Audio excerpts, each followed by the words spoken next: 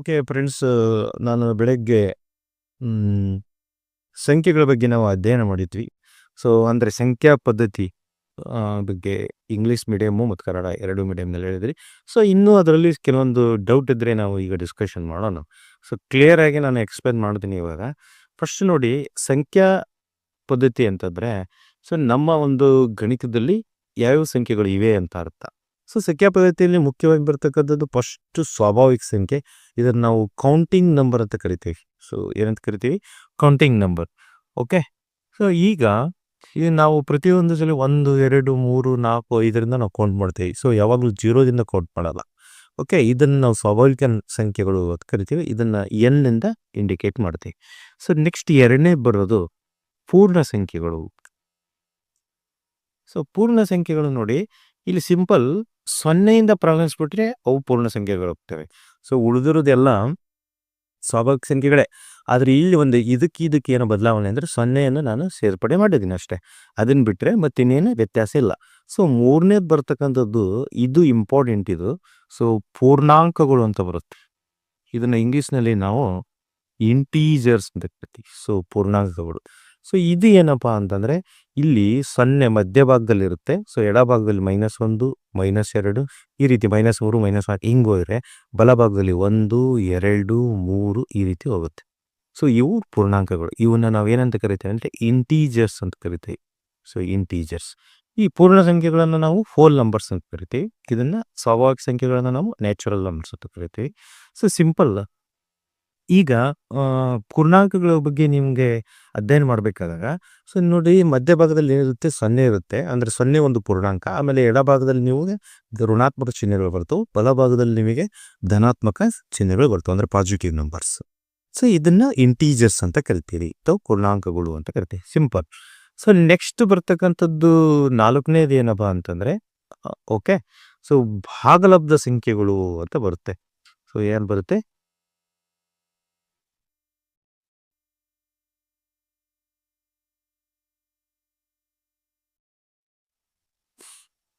ಭಾಗಲಬ್ಧ ಸಂಖ್ಯೆಗಳು. ಸೊ ಭಾಗಲಬ್ಧ ಸಂಖ್ಯೆಗಳನ್ನ ನಾವು ಏನಂತ ಕರಿತೀವಿ ಇಂಗ್ಲೀಷ್ನಲ್ಲಿ ಅಂದರೆ ಸೊ ರ್ಯಾಷನಲ್ ನಂಬರ್ಸ್ ಅಂತ ಕರಿತೀವಿ. Rational numbers. ಸೊ ಭಾಗಲಬ್ಧ ಸಂಖ್ಯೆಗಳು ಅಂತಂದರೆ ಏನು? ಮತ್ತು ಇನ್ನೊತ್ತು ಬರ್ತತಿ ಯಾವುದಂದರೆ ಅಭಾಗಲಬ್ಧ ಸಂಖ್ಯೆಗಳು. ಅಭಾಗಲಬ್ಧ ಸಂಖ್ಯೆಗಳು.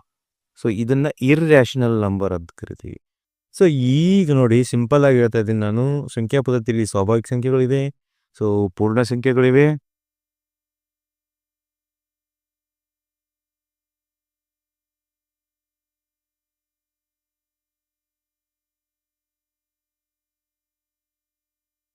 ಸ್ವಾಭಾವಿಕ ಸಂಖ್ಯೆಗಳಿವೆ, ಪೂರ್ಣ ಸಂಖ್ಯೆಗಳಿವೆ. ಓಕೆ. ಸೊ ಸ್ವಾಭಾವಿಕ ಸಂಖ್ಯೆಗಳು, ಪೂರ್ಣ ಸಂಖ್ಯೆಗಳು, ಪೂರ್ಣಾಂಕಗಳು, ಭಾಗಲಬ್ಧ ಸಂಖ್ಯೆಗಳು, ಅಭಾಗಲಬ್ಧ ಸಂಖ್ಯೆ. ಸೊ ಇವುಗಳನ್ನು ಅಷ್ಟು ಸೇರಿಸಿ ನಾವು ಏನಂತ ಕರಿತೇವೆ ಅಂದರೆ ವಾಸ್ತವ ಸಂಖ್ಯೆಗಳು ಅಂತ ಕರಿತೇವೆ. So very very important. ವಾಸ್ತವ ಸಂಖ್ಯೆಗಳು ಬೇರೆ ಅಲ್ಲ, ಇವುಗಳನ್ನೆಲ್ಲವನ್ನು ಸೇರಿ ನಾವು ಕರಿತಕ್ಕಂಥದ್ದೇ ವಾಸ್ತವ ಸಂಖ್ಯೆಗಳು. ಸೊ ಇದನ್ನು ನಾವು ಏನಂತ ಕರಿತೇವೆ ಅಂದರೆ ರಿಯಲ್ ನಂಬರ್ಸ್ ಅಂತ ಕರಿತೀವಿ. ರಿಯಲ್ ನಂಬರ್ಸ್ ಇಂಗ್ಲೀಷ್ನಲ್ಲಿ. So important. ಈಗ ಇಷ್ಟಲ್ಲೇ ಕ್ವಶನನ್ನು ಅರೇಂಜ್ ಮಾಡ್ತಾರೆ ಅಲ್ಲಿ. ಸೊ ಫಸ್ಟ್ ನೀವು ತಿಳ್ಕೊಬೇಕಾಗಿರೋದು ಇನ್ನೂ ಬ್ಯಾಲೆನ್ಸ್ ಇದೆ, ಭಾಗಲಬ್ಧ ಮತ್ತು ಅಭಾಗಲಬ್ಧ ಸಂಖ್ಯೆ ಅಂದರೆ ಏನು ಅನ್ನೋದನ್ನ ನೀವು ತಿಳ್ಕೊಬೇಕು. ಸೊ ಈಗ ನಾನು ನೆಕ್ಸ್ಟ್ ಏನು ಹೇಳ್ತೀನಿ ಅಂದರೆ ಸೊ ಭಾಗಲಬ್ಧ ಮತ್ತು ಅಭಾಗಲಬ್ಧವನ್ನು ಕ್ಲಿಯರ್ ಆಗಿ ನಿಮಗೆ ಎಕ್ಸ್ಪ್ಲೇನ್ ಮಾಡ್ತೀವಿ. ಸೊ ಫಸ್ಟ್ ತಗಂತ ನಾನು ಭಾಗಲಬ್ಧ ಸಂಖ್ಯೆಗಳು.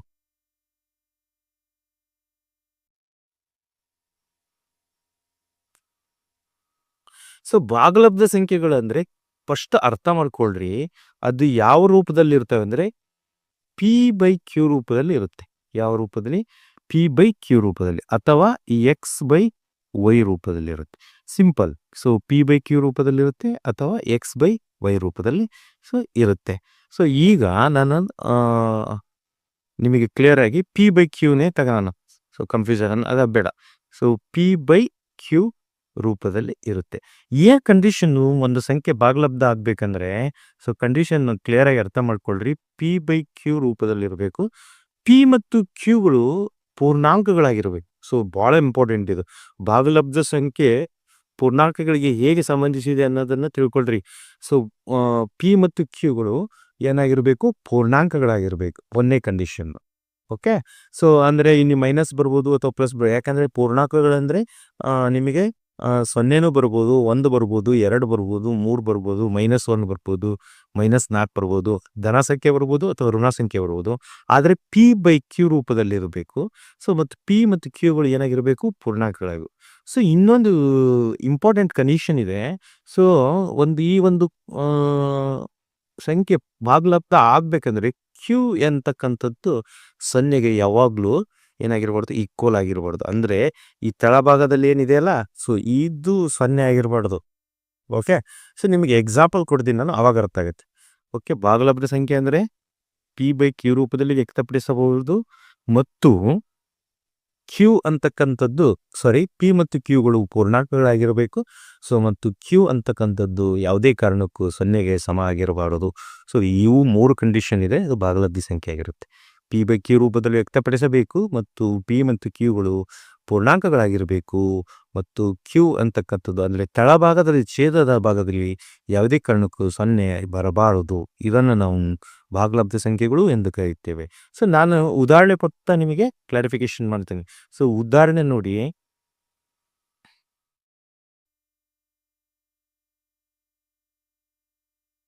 ಸೊ ಉದಾಹರಣೆ ನೋಡಿ, ಈಗ ಫಾರ್ ಎಕ್ಸಾಂಪಲ್ ನಾನು ಪಿ ಬೈ ಕ್ಯೂ ರೂಪದಲ್ಲಿ ಇರಬೇಕಂತ ಹೇಳ್ತೀನಿ.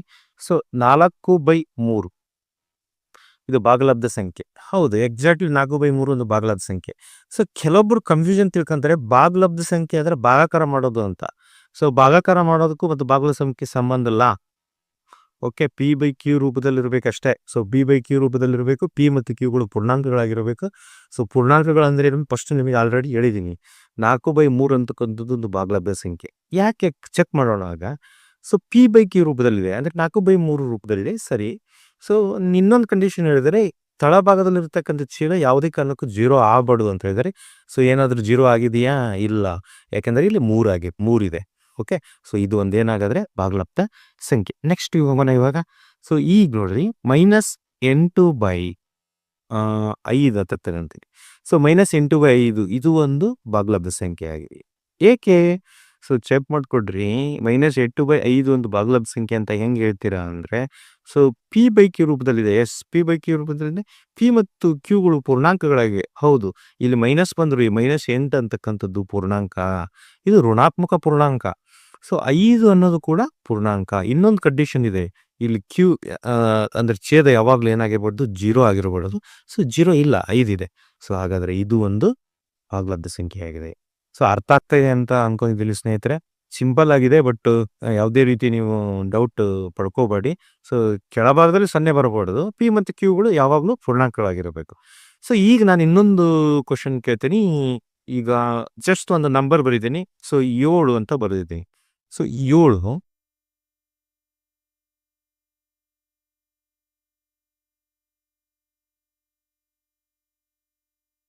ಸೊ ನೋಡಿ, 7 ಈಗ ಇದು ಒಂದು ಭಾಗಲಬ್ಧ ಸಂಖ್ಯೆ ಹೌದು ಅನ್ನೋದು ಇರತಕ್ಕಂಥ ಒಂದು ಪ್ರಶ್ನೆ. ಸೊ ಭಾಗಲಬ್ಧ ಸಂಖ್ಯೆ ಆಗ್ಬೇಕಂದ್ರೆ ನಿಮಗೆ ಗೊತ್ತಿದೆ ಕಂಡೀಷನ್ನು, ಪಿ ಬೈ ಕ್ಯೂ ರೂಪದಲ್ಲಿ ಬರೀಬೇಕು ಅಂತ. ಆದರೆ ನಿಮಗೆ ನಾನು ಕೊಟ್ಟಿರೋದೇನು ನಂಬರ್, ಜಸ್ಟ್ ಸೊ ಯಾವ ನಂಬರ್ ಕೊಟ್ಟಿದ್ದೀನಿ, ಬರೀ 7 ಅಂತ ಕೊಟ್ಟಿದ್ದೀನಿ. ಆದರೆ ಸೊ ಪಿ ಬೈ ಕ್ಯೂ ರೂಪದಲ್ಲಿ ಇರಬೇಕಂತ ನೀವೇ ಹೇಳಿದಿರಿ. ಸೊ 7 ಸರಿನೋ, ಇದು ಒಂದು ಹೌದು ಅಲ್ಲೋ ಅಂತಕ್ಕಂಥ ಒಂದು ಪ್ರಶ್ನೆ ನಿಮಗೆ ಬರ್ತೈತಿ. ಸೊ ಸಿಂಪಲ್ ಆಗಿ ನಾನು ಇದನ್ನ ಭಾಗಲಬ್ಧ ಸಂಖ್ಯೆ ಅಂತ ಹೇಳ್ತೀನಿ. ಸೊ ಹೆಂಗೆ ಹೇಳ್ತೀನಿ, ಹೆಂಗೆ ಎಕ್ಸ್ಪ್ಲೇನ್ ಮಾಡ್ತೀನಿ ಅಂತ. ಸೊ ನೀವು 7 ಬರೆದಾಗ 7 ಕೆಳಗಡೆ ಏನಿಲ್ಲ ಅಂದ್ರೆ ಏನಿರುತ್ತೆ, 1 ಇರುತ್ತೆ. ಸೊ ಇದು ಇಂಪಾರ್ಟೆಂಟ್. 7 ಕೆಳಗಡೆ ಏನಿಲ್ಲ ಅಂದ್ರೂ ಕೂಡ 1 ಇರೋದ್ರಿಂದ ಸೊ ಇದು ಪಿ ಬೈ ಕ್ಯೂ ರೂಪದಲ್ಲಿ ವ್ಯಕ್ತ ಆಗಿದೆ. ಪಿ ಬೈ ಕ್ಯೂ ರೂಪದಲ್ಲಿ ವ್ಯಕ್ತ ಆಗಿದೆ. Q is not equal to 0 ಅಂತ ಒಂದು ಕಂಡೀಷನ್ ಇದೆ, ಅದು ಕೂಡ ಒಬೆ ಆಗಿದೆ. ಅಂದರೆ ಕ್ಯೂ ಅಂತಕ್ಕಂಥದ್ದು 1ಕ್ಕೆ ಸಮ ಇದೆ, 0ಕ್ಕೆ ಸಮ ಇಲ್ಲ. ಹಾಗಾದರೆ ಯಾವುದೇ ಒಂದು ನಂಬರ್ ಬರೆದ್ರೂ ಕೂಡ ಇದು ಏನಾಗಿರುತ್ತೆ, ಭಾಗಲಬ್ಧ ಸಂಖ್ಯೆ ಆಗಿರುತ್ತೆ. ಸೊ ನಿಮಗೆ ಎಕ್ಸಾಮ್ನಲ್ಲಿ ಕ್ವಶನ್ ಏನು ಕೇಳ್ತಾರೆ, ನಿಮಗೆ ಡೈರೆಕ್ಟಾಗಿ ನಾನು ನೋಡಿದಾಗ 7 ಯಾವುದೋ ಸಂಖ್ಯೆ ಅಂದರೆ ಸ್ವಾಭಾವಿಕ ಸಂಖ್ಯೆನೂ ಹೌದು, ಪೂರ್ಣ ಸಂಖ್ಯೆನೂ ಹೌದು ಮತ್ತು ಪೂರ್ಣಾಂಕನೂ ಹೌದು. ಸೊ ಕ್ವಶನ್ ಯಾವ ರೀತಿ ಕೇಳ್ಬೋದು, ಎಲ್ಲ ಭಾಗಲಬ್ಧ ಸಂಖ್ಯೆಗಳು ಪೂರ್ಣಾಂಕಗಳ ಎಲ್ಲ ಭಾಗಲಬ್ಧ ಸಂಖ್ಯೆಗಳು ಏನು ಆ, ಸ್ವಾಭಾವಿಕ ಸಂಖ್ಯೆಗಳ. ಸೊ ಈ ರೀತಿ ಕ್ವಶನ್ ಕೇಳ್ತಾರೆ. ಸೊ ನಿಮಗೆ ಕ್ಲಾರಿಫೈ ಆಗಿ ಕರೆಕ್ಟಾಗಿ ಕಾನ್ಸೆಪ್ಟ್ ಕ್ಲಿಯರ್ ಮಾಡ್ಕೊಂಡ್ಬಿಟ್ರೆ ನಿಮ್ಗೆ ಈಸಿ ಆಗುತ್ತೆ. ಸೊ ನಾನು ಇನ್ನೊಂದು ಪ್ರಶ್ನೆ ಕೇಳ್ಬೋದು ನಿಮಗೆ. ಈಗ ಇಲ್ಲಿ ನೋಡಿ, ಆ, 0 ಅಂತ ಇದೆ. ಸೊ ಎಕ್ಸಾಮ್ನಲ್ಲಿ ಇಂಥವೇ ಕ್ವಶನ್ ಕೇಳೋದು. 0 ಅಂದರೆ 0 ಈತು ಭಾಗಲಬ್ಧ ಸಂಖ್ಯೆನೋ ಹೌದು ಅಲ್ಲೋ ಅಂತ ಪ್ರಶ್ನೆ ಬಂದಿದೆ. ಸೊ 0 ಅಂತ ಬಂದಾಗ ನಿಮಗೆ ತಲೆಯಲ್ಲಿ ಬಂದ್ಬಿಟ್ಟಿದೆ. ಸೊ 0 ಅಂತಂದ್ರೆ ಏನು ಅಂತ. 0 ಅಂದಾಗ ಭಾಗಲಬ್ಧ ಸಂಖ್ಯೆ ಅಲ್ಲ ಇದು ಅಂತ. ಓಕೆ, ಯಾವ ರೀತಿ 0 ನೋಡಿ. ಸೊ 0 ಅಂತ ಬರೆದಿದ್ದೀನಿ ನಾನು. 0 ಬರೆದಾಗ ಇದ್ರ ತಳಗೆ ಏನಿಲ್ಲ ಅಂದ್ರೆ ಏನಿರುತ್ತೆ, ಒಂದಿರುತ್ತೆ. ಓಕೆನಾ, ಒಪ್ಕೊಳ್ತೀರಾ? ಸೊ ಇದು P/Q ರೂಪದಲ್ಲಿ ವ್ಯಕ್ತ ಆಗಿದೆ. P/Q ರೂಪದಲ್ಲಿ ವ್ಯಕ್ತ ಆಗಿದೆ. ಸೊ ಓಕೆ, ಆದ್ರೆ ಸರ್ 0 ಬಂದಿದೆ ಅಂತಾನೆ ಪ್ರಶ್ನೆ. ನೋಡ್ರಿ ಸ್ನೇಹಿತರೆ, ಇಲ್ಲಿ ಅರ್ಥ ಮಾಡ್ಕೊಳ್ರಿ. ಅವ್ರು ಹೇಳಿರೋದು ಏನಪ್ಪಾ ಅಂದ್ರೆ ಭಾಗಲಬ್ಧ ಸಂಖ್ಯೆಯಲ್ಲಿ ತಳಗಿರ್ತಕ್ಕಂಥ ಛೇದ ಮಾತ್ರ 0 ಆಗಬಾರ್ದು ಅಂತ ಹೇಳಿದ್ದಾರೆ. ಅಂಶ P 0 ಆಗ್ಬಹುದು, ಬಟ್ ಛೇದ ಯಾವುದೇ ಕಾರಣಕ್ಕೂ 0 ಆಗ್ಬಾರ್ದು. ದೇರ್ ಫೋರ್ ಇದು ನಮ್ಮ ಒಂದು ಭಾಗಲಬ್ಧ ಸಂಖ್ಯೆಯ ಒಂದು ಕಂಡೀಷನ್ ಅನ್ನು, ಒಂದು ನಿಬಂಧನೆಯನ್ನು ಸ್ಯಾಟಿಸ್ಫೈ ಮಾಡುತ್ತೆ. ಹಾಗಾಗಿ ಈ 0/1 ಅಥವಾ 0 ಒಂದು ಭಾಗಲಬ್ಧ ಸಂಖ್ಯೆಯಾಗಿದೆ. So very very very important. 0 ಒಂದು ಭಾಗಲಬ್ಧ ಸಂಖ್ಯೆ.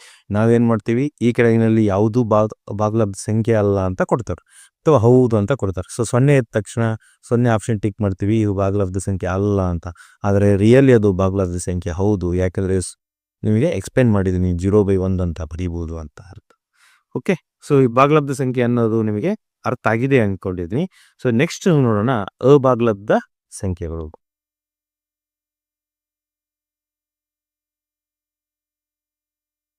ಸೊ ಅಭಾಗಲಬ್ಧ ಸಂಖ್ಯೆಗಳು ಸ್ವಲ್ಪ ಡಿಫ್ರೆಂಟ್ ಇರುತ್ತೆ. ಸೊ ಏನಿದೆ, ಏನು ಡಿಫ್ರೆಂಟು ಅಭಾಗಲಬ್ಧ ಸಂಖ್ಯೆ ಅಂತಂದರೆ, ಸೊ ನೋಡೋಣ. ಇಲ್ಲಿ ಸಿಂಪಲ್ ಇದ್ರ ವಿರುದ್ಧ ಅಭಾಗಲಬ್ಧ.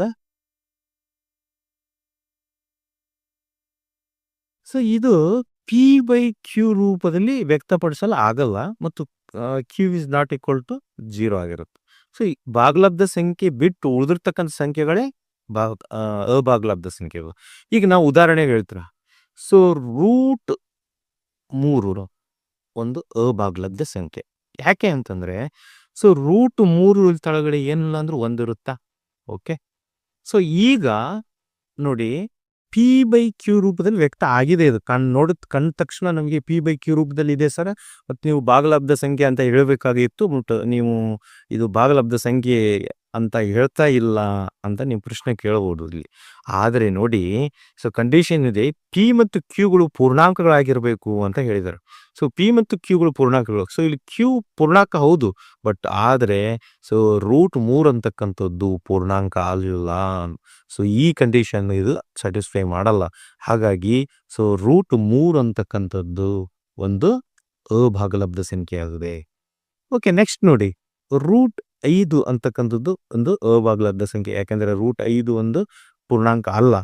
ಸೊ ನೆಕ್ಸ್ಟ್ ನಾನು ಇದನ್ನೇ ಸಿಂಪಲ್ ಆಗಿ ಪ್ರಶ್ನೆ ಕೇಳಿದ್ದೀನಿ, √4 ಒಂದು ಭಾಗಲಬ್ಧನ ಅಭಾಗಲಬ್ಧನ ಅಂತ ಪ್ರಶ್ನೆ ಬರುತ್ತೆ. ಸೊ ನೋಡಿ ಸ್ನೇಹಿತರೆ, ನೀವು ರೂಟ್ ಬಂದ ತಕ್ಷಣ ಸೊ ನೀವೇನು ಮಾಡ್ತೀರಾ, ಇದು ಅಭಾಗಲಬ್ಧ ಸಂಖ್ಯೆ ಅಂತ ಕನ್ಸಿಡರ್ ಮಾಡ್ತೀರಾ. ಸೊ ಆದರೆ ಇಲ್ಲಿ ಸ್ವಲ್ಪ ಸೂಕ್ಷ್ಮವಾಗಿ ಗಮನಿಸಬೇಕು, √4 ಬೆಲೆ ಎಷ್ಟು ಅಂತ ತಿಳ್ಕೋಬೇಕು. ಸೊ √4 ಬೆಲೆ ಎಷ್ಟಿದೆ ಅಂತಂದರೆ 2 ಇದೆ. ಸೊ √4 ಬೆಲೆ ಎಷ್ಟು ಬಂದಿದೆ, 2 ಬಂದಿದೆ. ಅಂದರೆ ಅರ್ಥ, ಸೊ ಇಲ್ಲಿ ಇದು √4 ನಾವು ಏನಂತ ಬರೀಬೋದು ಅಂದರೆ 2 ಅಂತ ಬರೀಬೋದು. 2 ಏನಂತ ಬರೀಬೋದು ಅಂದರೆ 2/1 ಅಂತ ಬರೀಬೋದು. ಸೊ 2/1 ಅಂತ ಬರಬಿಟ್ಟ ತಕ್ಷಣ ಇದು P/Q ರೂಪದಲ್ಲಿದೆ, ಮತ್ತು Q is not equal to 0 ಆಗುತ್ತೆ. ಸೊ ಹಾಗಾಗಿ ಇಲ್ಲಿ ನೀವು √4 ಒಂದು ಅಭಾಗಲಬ್ಧ ಸಂಖ್ಯೆ ಅನ್ನೋದು ತಪ್ಪು. ಇದು ಒಂದು ಯಾವ ಸಂಖ್ಯೆ, ಭಾಗಲಬ್ಧ ಸಂಖ್ಯೆ ಆಗಿದೆ. ಸೊ ಅದೇ ರೀತಿ √9 ಕೂಡ ಒಂದು ಭಾಗಲಬ್ಧ ಸಂಖ್ಯೆ. ಯಾಕೆಂದರೆ √9 ಬೆಲೆ ಏನಾಗಿರುತ್ತೆ, 3 ಆಗುತ್ತೆ. ಅದೇ ರೀತಿ √16 ಕೂಡ ಒಂದು ಭಾಗಲಬ್ಧ ಸಂಖ್ಯೆ, ಯಾಕೆಂದರೆ ಅದರ ಬೆಲೆ 4. √25 ಕೂಡ ಸೊ 5. ಸೊ ನೆಕ್ಸ್ಟ್ √36 ಕೂಡ ಸೊ ಒಂದು ಭಾಗಲಬ್ಧ ಸಂಖ್ಯೆ. ಸೊ ಅರ್ಥ ಆಗ್ತಾ ಇದೆ ಅಂತ ತಿಳ್ಕೊತಾ ಇದ್ದೀನಿ. ಸೊ ಇಲ್ಲಿ ನಿಮಗೆ ಭಾಗಲಬ್ಧ ಸಂಖ್ಯೆಗಳು ಮತ್ತು ಅಭಾಗಲಬ್ಧ ಸಂಖ್ಯೆಗಳಲ್ಲಿ ವ್ಯತ್ಯಾಸ ನಾನು ಕ್ಲಿಯರ್ ಆಗಿ ಹೇಳಿದ್ದೀನಿ. ಓಕೆ, ಸೊ ನೆಕ್ಸ್ಟ್ ನೋಡಿ, ವಾಸ್ತವ ಸಂಖ್ಯೆಗಳ ಬಗ್ಗೆ ಇನ್ನೊಂದು ಇದರಲ್ಲಿ ಪಾಯಿಂಟ್ ಸೇರಿಸ್ಕೊಳ್ಳಿ.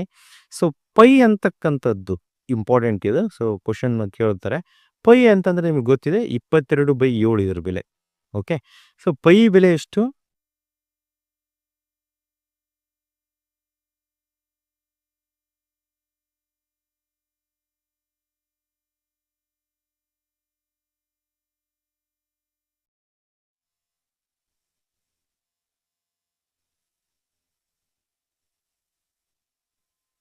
ಸೊ ಪೈ ಬೆಲೆ ನೋಡಿ,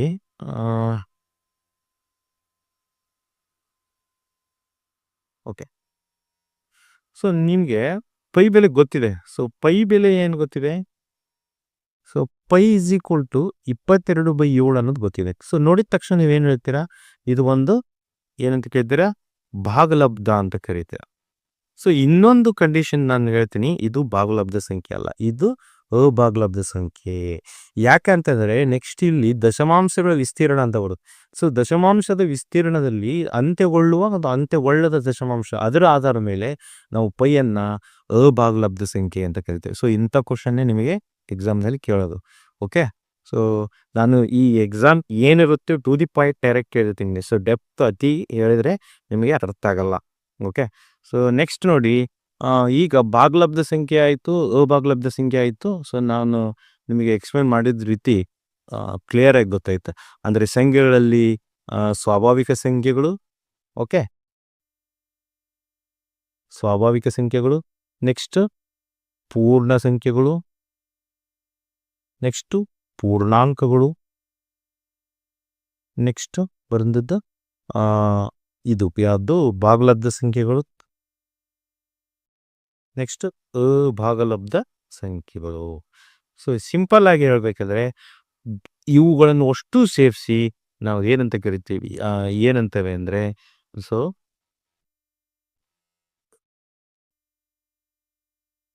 ನೋಡಿ ಇವನ್ನಷ್ಟು ಸೇರಿಸಿ ನಾವು ವಾಸ್ತವ ಸಂಖ್ಯೆಗಳು ಅಂತ ಜೊತೆ.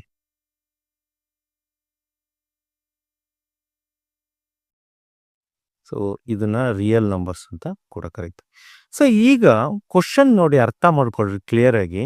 ಸೊ ಈಗ ನಿಮಗೆ ಏನು ಕ್ವಶನ್ಸ್ ಇದರಲ್ಲಿ ಬರಬಹುದು ಅಂತ ಅರ್ಥ. ಸೊ ಸೆಂಟೆನ್ಸ್ ಮೇಲೆ ಕ್ವಶನ್ ಬರುತ್ತೆ.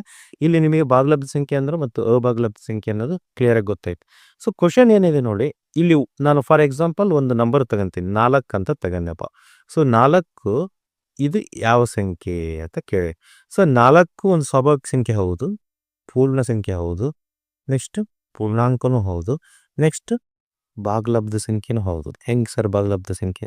ಸೊ 4 ನಾವೇನು ಬರೆಯುವುದು? 4/1 ಅಂತ. ಕ್ಲಿಯರ್ ಅರ್ಥ ಆಯ್ತಾ?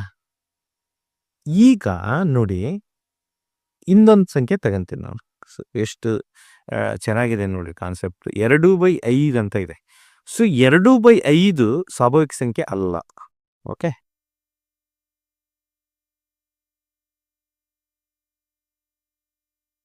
ಸೊ 2/5 ಸ್ವಾಭಾವಿಕ ಸಂಖ್ಯೆ ಅಲ್ಲ. ನೆಕ್ಸ್ಟ್ ಪೂರ್ಣ ಸಂಖ್ಯೆನೂ ಅಲ್ಲ. ಓಕೆ. ಸೊ ಪೂರ್ಣಾಂಕನೂ ಅಲ್ಲ. ಆದರೆ ಸೊ ಇದು ಒಂದು ಭಾಗಲಬ್ಧ ಸಂಖ್ಯೆಯಾಗಿದೆ.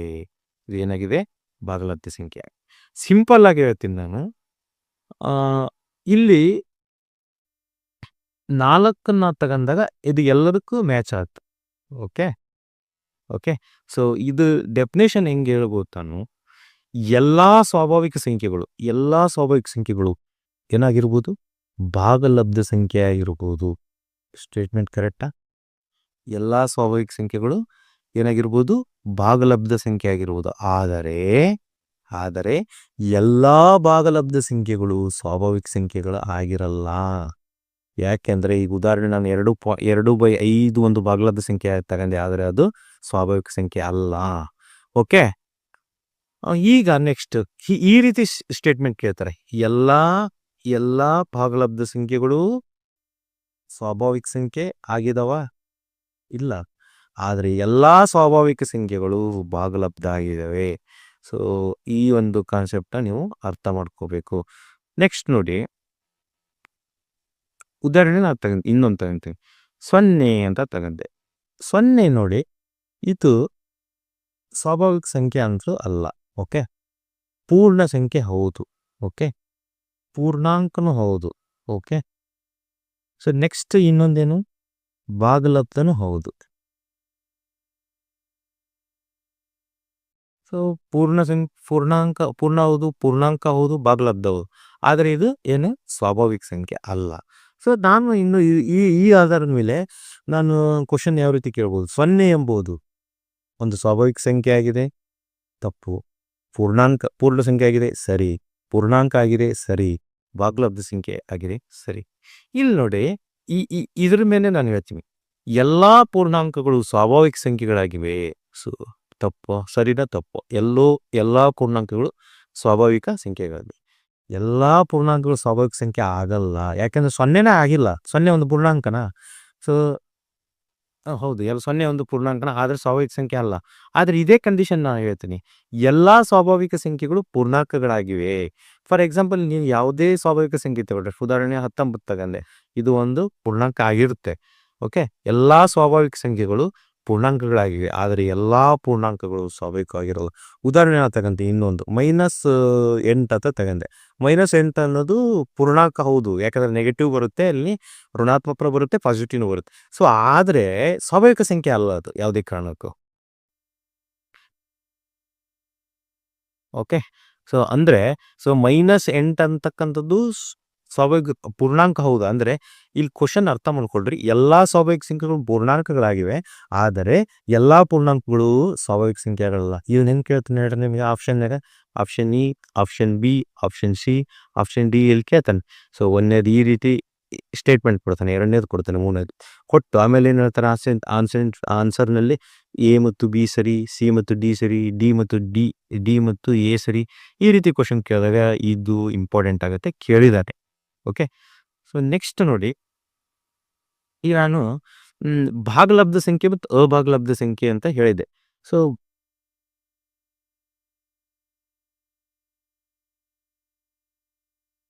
ಪೂರ್ಣಾಂಕ ಮತ್ತು ಭಾಗಲಬ್ಧಕ್ಕೆ ನಾನು ಮ್ಯಾಚ್ ಮಾಡ್ಬೋದನ್ನ ಈಗ.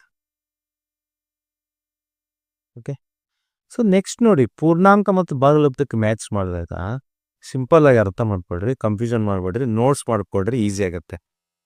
ಸೊ ಈಗ ನೋಡಿ, ಯಾವುದೋ ಒಂದು ಪೂರ್ಣಾಂಕ ತಗಂತೀವಿ, ಯಾವುದಾದ್ರೂ ನೀವು. ಫಾರ್ ಎಕ್ಸಾಂಪಲ್ 5 ಒಂದು ಪೂರ್ಣಾಂಕ. ಓಕೆ, ಅರ್ಥ ತಿಳ್ಕೊಂಡ್ರೆ 5 ಒಂದು ಪೂರ್ಣಾಂಕ. ಈಗ ಇದು ಭಾಗಲಬ್ಧ ಸಂಖ್ಯೆ ಆಗುತ್ತಾ? 5 ಎಸ್ ಆಗುತ್ತೆ, ಯಾಕಂದ್ರೆ ಕೆಳಗಡೆ ಏನಿಲ್ಲ ಅಂದ್ರೆ 1 ಇರುತ್ತೆ. ಸೊ P/Q ರೂಪದಲ್ಲಿ ಬಂದ್ಬಿಟ್ರೆ Q is not equal to 0 ಅಂತಂದ್ರೆ ಇದು ಒಂದು ಭಾಗಲಬ್ಧ. ಓಕೆ, ಸೊ ಅಂದ್ರೆ ಎಲ್ಲಾ ಪೂರ್ಣಾಂಕಗಳು ಭಾಗಲಬ್ಧ ಹಾಕವು. ಅದೇ ರೀತಿ ಯಾವುದೋ ಒಂದು ಭಾಗಲಬ್ಧ ತಗೊಳ್ರಿ. ಸೊ ಉದಾಹರಣೆ ಭಾಗಲಬ್ಧ ಸಂಖ್ಯೆ ತಗೊಳ್ರಿ. ಉದಾಹರಣೆ ನಾನು ಹೇಳ್ತೀನಿ,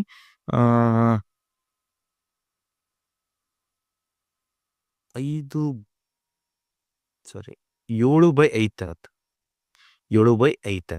ಓಕೆ, ಸೊ 7/5 ಭಾಗಲಬ್ಧ ಸಂಖ್ಯೆ ಒಪ್ಕೊಳ್ತೀವಿ, ಆದ್ರೆ ಪೂರ್ಣಾಂಕ ಅಲ್ಲ ಅದು.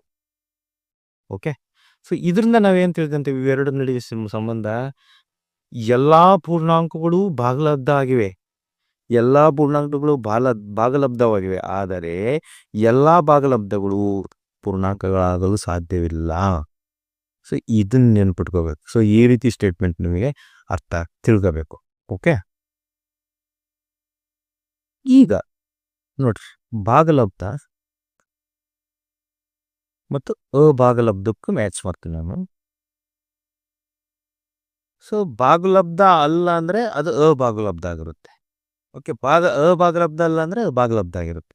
ಸೊ ಇವನ್ನೆರಡೂ ಸೇರಿಸ್ಬಿಟ್ರೆ ಏನಾಗುತ್ತೆ, ವಾಸ್ತವ ಸಂಖ್ಯೆಗಳು ಅಂತ ಹೇಳಿದ್ದೀನಿ ನಾನು. ಓಕೆ, ಹಾಗಾದ್ರೆ ಭಾಗಲಬ್ಧದಲ್ಲಿ ಏನೇನು ಬರ್ತವೆ, ಎಲ್ಲ ಇವು ಬರ್ತವೆ. ಯಾವುದಂದ್ರೆ ಸ್ವಾಭಾವಿಕ. ನಾನು ಬೇಕಾದ್ರೆ ಇನ್ನು ಆರ್ಡರ್ನಲ್ಲಿ ಹೋಗೋಣ.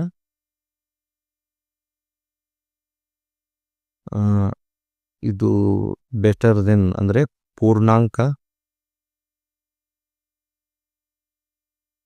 ಪೂರ್ಣ, ಸ್ವಾಭಾವಿಕ. ಯಾಕೆ ಹಿಂಗ್ ಬರುತ್ತೆ ಅಂತಂದ್ರೆ ನೋಡ್ರಿ, ಅರ್ಥ ಮಾಡ್ಕೊಟ್ರಿ ಯಾಕೆ ಹಿಂಗ್ ಬರುತ್ತೆ ಅಂದ್ರೆ, ನೋಡ್ರಿ, ಈಗ ಒಂದ್ ಸಂಖ್ಯೆ ಅದು ಭಾಗಲಬ್ಧ ಆಗ್ಬೇಕು ಅಂದ್ರೆ, ಒಂದ್ ಸಂಖ್ಯೆ ಇಲ್ಲಿ ಯಾವುದೋ ಒಂದ್ ಸಂಖ್ಯೆ ಭಾಗಲಬ್ಧ ಆಗ್ಬೇಕಂದ್ರೆ ಅದು ಮಸ್ಟ್ ಸ್ವಾಭಾವಿಕ ಆಗಿರ್ಲೇಬೇಕು, ಪೂರ್ಣ ಸಂಖ್ಯೆ ಆಗಿರ್ಬೇಕು, ಮತ್ತು ಪೂರ್ಣಾಂಕ ಆಕೆಂದು ಬಂದು ಭಾಗಲಬ್ಧ ಆಗುತ್ತೆ ಅದು. ಓಕೆ, ಸೊ ನೆಕ್ಸ್ಟ್ ನೋಡಿ, ಅಂದ್ರೆ ಭಾಗಲಬ್ಧ ಸಂಖ್ಯೆ ಇದ್ದಾಗ ನಮಗೆ ಈಸಿಯಾಗಿ ಇದನ್ನ ಐಡೆಂಟಿಫೈ ಮಾಡ್ಬೋದು. ಭಾಗಲಬ್ಧ ಸಂಖ್ಯೆ ಅಂದ್ರೆ ನಿಮಗೆ ಭಾಗಲಬ್ಧ ಅಲ್ಲದೆ ಇರತಕ್ಕಂಥ ಸಂಖ್ಯೆನ ಭಾಗಲಬ್ಧ ಸಂಖ್ಯೆ ಅಂತ ಕರಿತೀವಿ. ಓಕೆನಾ? ಸೊ ಭಾಗಲಬ್ಧ ಮತ್ತು ಅಭಾಗಲಬ್ಧಗಳ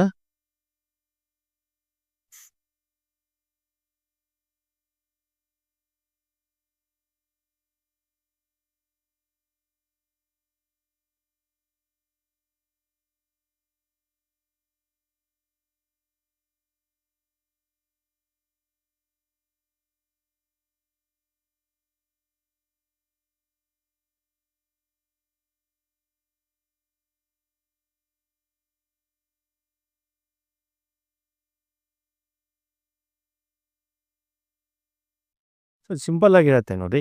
ಈಗ ಒಂದು ನಂಬರ್ ಅಂತಾನೆ, ಈಗ ನಂಬರ್ 6 ಅನ್ಸುತ್ತೆ ಅಂತ. 6 ನೋಡಿದಾಗ ನಿಮಗೆ ಇದು ಫಸ್ಟ್ ಭಾಗಲಬ್ಧ ಹೌದು, ಯಾಕಂದ್ರೆ 6/1 ಬರುತ್ತೆ. ನೆಕ್ಸ್ಟ್ ಪೂರ್ಣಾಂಕನೂ ಹೌದು, ನೆಕ್ಸ್ಟ್ ಪೂರ್ಣ ಸಂಖ್ಯೆನೂ ಹೌದು, ನೆಕ್ಸ್ಟ್ ಸ್ವಾಭಾವಿಕ ಸಂಖ್ಯೆನೂ ಹೌದು.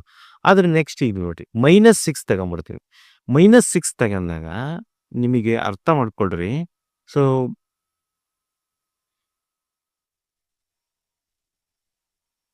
-6 ತಗೊಂಡಾಗ ನೋಡ್ರಿ, ಇದು ಒಂದು ಭಾಗಲಬ್ಧ ಸಂಖ್ಯೆ ಹೌದು, ಕರೆಕ್ಟ್, ಎಕ್ಸಾಕ್ಟ್. ಯಾಕಂದ್ರೆ 1 ಇರುತ್ತೆ, ಭಾಗಲಬ್ಧ ಸಂಖ್ಯೆ ಆಗಿರುತ್ತೆ. ನೆಕ್ಸ್ಟ್ ಪೂರ್ಣಾಂಕ ಆಗಿದೆ, ಆದರೆ ಪೂರ್ಣ ಸಂಖ್ಯೆ ಅಲ್ಲ, ಸ್ವಾಭಾವಿಕ ಸಂಖ್ಯೆನೂ ಅಲ್ಲ ಅದು. ಓಕೆ, ಅಂದ್ರೆ ನಿಮಗೆ ಕ್ಲಿಯರ್ ಆಗಿ ಅರ್ಥ ಮಾಡ್ಬಿಡ್ರಿ, ಈ ಭಾಗಲಬ್ಧ ಸಂಖ್ಯೆಗಳಲ್ಲಿ ಇವು ಬರ್ತವೆ, ಬಟ್ ಇದರಲ್ಲಿ ಇವು ಬರಲ್ಲ. ಸೊ ಸ್ವಾಭಾವಿಕ ಸಂಖ್ಯೆಯಲ್ಲಿ ಭಾಗಲಬ್ಧ ಬರಲ್ಲ, ಪೂರ್ಣದಲ್ಲಿ ಭಾಗಲಬ್ಧ ಬರಲ್ಲ, ಪೂರ್ಣಾಂಕದಲ್ಲಿ ಭಾಗಲಬ್ಧ ಬರಲ್ಲ. ಆದರೆ ಭಾಗಲಬ್ಧ ಸಂಖ್ಯೆಯಲ್ಲಿ ಇವೆಲ್ಲ ಬರ್ತವೆ. ನೀವು ಯಾವುದೇ ಒಂದು ಭಾಗಲಬ್ಧ ತಗೊಂಡ್ರೆ ಅವು ಪೂರ್ಣಾಂಕ ಆಗಿರ್ಬೋದು, ಸ್ವಾಭಾವಿಕ ಆಗಿರ್ಬೋದು, ಇದಾಗಿರ್ಬೋದು, ಪೂರ್ಣ ಸಂಖ್ಯೆ ಅಷ್ಟು ಆಗಿರಲ್ಲ. ಇದು ಕ್ಲಿಯರ್ ಆಗಿ, ಯಾಕಂದ್ರೆ -6 ತಗೊಂಡಾಗ ಅದು ಪೂರ್ಣ ಸಂಖ್ಯೆ ಆಗಲ್ಲ, ಸ್ವಾಭಾವಿಕ ಆಗಲ್ಲ, ಆದರೆ ಅದು ಭಾಗಲಬ್ಧ ಸಂಖ್ಯೆ. ಅಂದ್ರೆ ಈ ಒಂದು ದೊಡ್ಡ ಒಂದು ಕಾಲಮ್ನಲ್ಲಿ ಭಾಗಲಬ್ಧದಲ್ಲಿ ಇವೆಲ್ಲ ಬರ್ತವೆ ಅಂತ ಅರ್ಥ. ಸಿಂಪಲ್ ಆಗಿ ಹೇಳ್ಬೇಕು ನೋಡಪ್ಪ, ಇದು ಸೊ ಟೀಚರ್ಸ್ ಅನ್ಕೊಳ್ರಿ, ಮಕ್ಕಳು ಅನ್ಕೊಳ್ರಿ, ಶಾಲೆಯಲ್ಲಿರೋ ಮಕ್ಕಳು ಅಂದ್ರೆ ಇದರಲ್ಲಿ 1ನೇ ಕ್ಲಾಸ್, 2ನೇ ಕ್ಲಾಸ್, 3ನೇ ಕ್ಲಾಸ್ ಮಕ್ಕಳು ಬರ್ತಾರೆ, ಹೌದಾ? ಇದು ಸ್ಕೂಲಲ್ಲಿ ಇರ್ತಕ್ಕಂಥ ಮಕ್ಕಳಲ್ಲಿ ಇವರೆಲ್ಲ ಬರ್ತಾರೆ. ಓಕೆ, ಅಭಾಗಲಬ್ಧ ಸಂಖ್ಯೆ ಅಂದ್ರೆ ಟೀಚರ್ಸ್, ಮಕ್ಕಳು ಅಲ್ಲದೆ ಇರೋರೆ ಟೀಚರ್ಸ್. ಸೊ ಮಕ್ಕಳು ಮತ್ತು ಟೀಚರ್ಸ್ ಇಬ್ಬರು ಸೇರಿಸಿ ನಾವು ಏನಂತೇವೆ, ಸ್ಕೂಲ್ ಅಂತ ಕರಿತೀವಿ. ಅದೇ ವಾಸ್ತವ ಸಂಖ್ಯೆಗಳು, ಟೋಟಲ್ ಇದು. ಓಕೆ, ಸೊ ಹೀಗೆ ನೀವು ಅರ್ಥ ಮಾಡ್ಕೋಬೇಕು, ಕಾನ್ಸೆಪ್ಟ್ನ ಕ್ಲಿಯರ್ ಆಗಿ ಅರ್ಥ ಮಾಡಿಕೊಂಡು ಮಾತ್ರ ನೀವು ಆನ್ಸರ್ ಮಾಡೋಕ್ಕೆ ಎಲಿಜಿಬಲ್ ಆಗ್ತೀರಾ. ಓಕೆ, ನೆಕ್ಸ್ಟ್ ಕ್ಲಾಸ್ನಲ್ಲಿ ನಾವು ಈಗ ನಾನು TET ಕ್ಲಾಸಸ್ನ ಸಿಲೆಬಸ್ ವೈಸೇ ಮಾಡ್ತಾ ಇದ್ದೀನಿ. ಸೊ ಬ್ರೀಫ್ ಎಕ್ಸ್ಪ್ಲನೇಷನ್ ಮಾಡ್ತೀನಿ. ಡೀಪ್ ಹೋದರೆ ನಿಮಗೆ ಕನ್ಫ್ಯೂಷನ್ ಸ್ಟಾರ್ಟ್ ಆಗುತ್ತೆ. ಎಕ್ಸಾಮ್ ಪಾಯಿಂಟ್ನಲ್ಲಿ ಬ್ರೀಫ್ ಎಕ್ಸ್ಪ್ಲನೇಷನ್ ಮತ್ತು ಅರ್ಥ ಆಗಂಗೆ ಹೇಳ್ತಿರ್ತೀನಿ. ಸೊ ನೀವು ಬೆಟರ್ ಕೇಳ್ತಾ ನೋಟ್ಸ್ ಮಾಡ್ಕೊಂತ ಹೋಗೋದು ಇನ್ನು ಸೂಕ್ತ. ನಿಮ್ಮ ಕಡೆ ಏನಿರಬೇಕಂದ್ರೆ ಕ್ವಶನ್ ಪೇಪರ್ಸು ಇರಬೇಕು. ಫಸ್ಟ್ ಆಫ್ ಆಲ್ ಈ 2014ರಿಂದ ಎಕ್ಸಾಮ್ ನಡೆದಿದೆ. ಸೊ 2014ರಿಂದ 2024ವರೆಗೆ ಇರತಕ್ಕಂಥ ಕ್ವಶನ್ ಪೇಪರ್ನ ಕಲೆಕ್ಟ್ ಮಾಡ್ಕೊಳ್ರಿ. ಸೊ ಈಗ ನಾನು ಈ ಒಂದು ಚಾಪ್ಟರ್ನ ಹೇಳಿದಾಗ ಇದಕ್ಕೆ ಸಂಬಂಧಪಟ್ಟಿರೋ ಕ್ವಶನ್ಸ್ ಏನು ಬಂದಿವೆ ನೀವು ಸ್ವಲ್ಪ ಸಾಲ್ವ್ ಮಾಡಬೇಕು. ಏನಾದ್ರು ಡೌಟ್ ಇದ್ದರೆ ನನ್ನ ಕೇಳಿ. ಸೊ ಗ್ರೂಪ್ನಲ್ಲಿ ನಿಮಗೆ ಮಾರ್ನಿಂಗ್ ಅಥವಾ ಈವ್ನಿಂಗ್ 1 ಅವರ್ ಅವಕಾಶ ಕೊಡ್ತೀನಿ. ಸೊ ಅದರಲ್ಲಿ ಅಪ್ಲೋಡ್ ಮಾಡ್ಬೋದು. ನಾನು ಅದನ್ನು ನೋಡಿ ನಿಮಗೆ ಇಲ್ಲ ಆದರೆ ಪರ್ಸ್ನಲ್ ಆಗಿ ಕಳಿಸಿ, ನಾನು ಅಲ್ಲಿ ಗ್ರೂಪ್ನಲ್ಲಿ ಡಿಸ್ಕಷನ್ ಮಾಡ್ತೇವೆ ಅಥವಾ ಇದರಲ್ಲಿ ಡಿಸ್ಕಷನ್ ಮಾಡ್ತೀನಿ. ಓಕೆ, ಸೊ ನೆಕ್ಸ್ಟ್ ಕ್ಲಾಸ್ನಲ್ಲಿ ನಾನು ಬೇರೆ ಒಂದು ಕಾನ್ಸೆಪ್ಟಿಂದ ಕ್ಲಾಸ್ ಸ್ಟಾರ್ಟ್ ಮಾಡ್ತೀನಿ. ಸೊ ಅಲ್ಲಿವರೆಗೂ ನೀವು ಈ ಒಂದು TET ಎಕ್ಸಾಮ್ ಓದ್ಕೊಳ್ತೇ. Bye, take care.